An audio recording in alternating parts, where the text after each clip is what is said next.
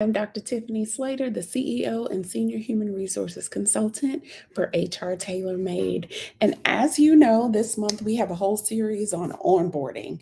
I get that question all the time. What exactly goes into the onboarding process?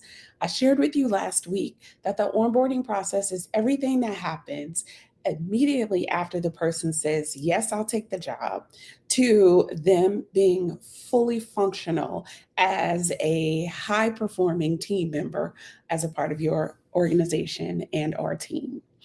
So, today I'm going to talk very briefly about the orientation and training. I think they're a little different, however, they can be, a little bit of the same in terms of the information that is provided. So, the orientation, that's like a total immersion into all things X, Y, and Z organization. So that's where you have the president or the organization welcoming the new team members in, telling them about the organization, the vision, the mission, the goals, where we're headed, and telling them about their contribution to the organization and how it is hoped that they will contribute to the success of the organization over a long span of time. So that's the orientation. One of the things that I think is important about the orientation is that you don't spend that time having them complete a bunch of paperwork that they could have done before they got there. So have them do all of the insurance forms and the tax papers and all of that. First of all, have them do it electronically if you can. If not, have them do it, give it to them, mail it to them, deliver it to them, whatever, before the day that they start and they're doing their orientation. Allow that time to be all about teaching them or introducing them to your organization. That's what that orientation time should be. And then after that orientation, you want to make sure that they are very clear about the plan for their learning. What are you going to do in the next 30, 60, 90 days to make sure that this particular team member, well, that all of your team members, quite frankly, know what they need to do to be successful? And I mean, be very specific and detail it and outline it. Like, for example, if you have a training manager that you're hiring, right?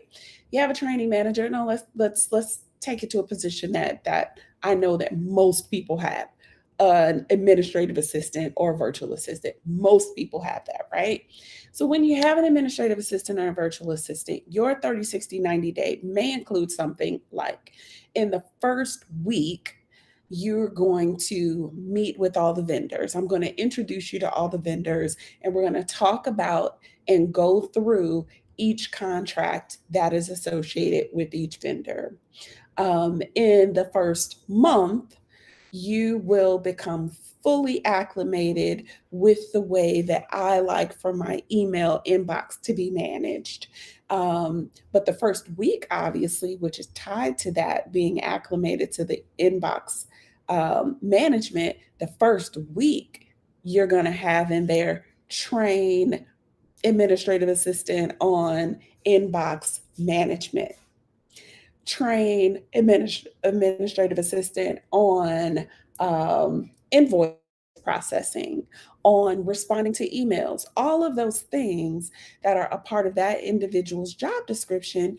You want to make sure that you put some level of training in their training plan that ties to what you have in their job description. So use the job description as a guide so that when you bring this person on, you are setting them up for immediate success.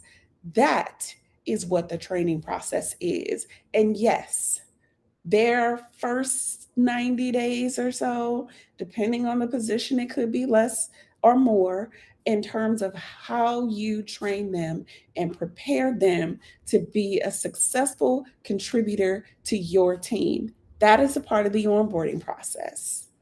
And I hope that was helpful. So don't forget, You've got your orientation. That is when you give them all of the information that they need to know about your organization, your mission, vision, values, and goals, and how they will contribute to the success of the organization. And then their training. It's really important for you to outline all the things that you're going to do or that someone else needs to do to prepare this person to successfully execute the tasks that are required of them in their particular role. All right. Let me know in the comments if this was helpful. And let me know if there's something that you add during the training and onboarding process that perhaps I didn't mention. Let's share the wealth. Thank you for listening. I am Dr. Tiffany Slater, the CEO and Senior Human Resources Consultant for HR Tailor Made.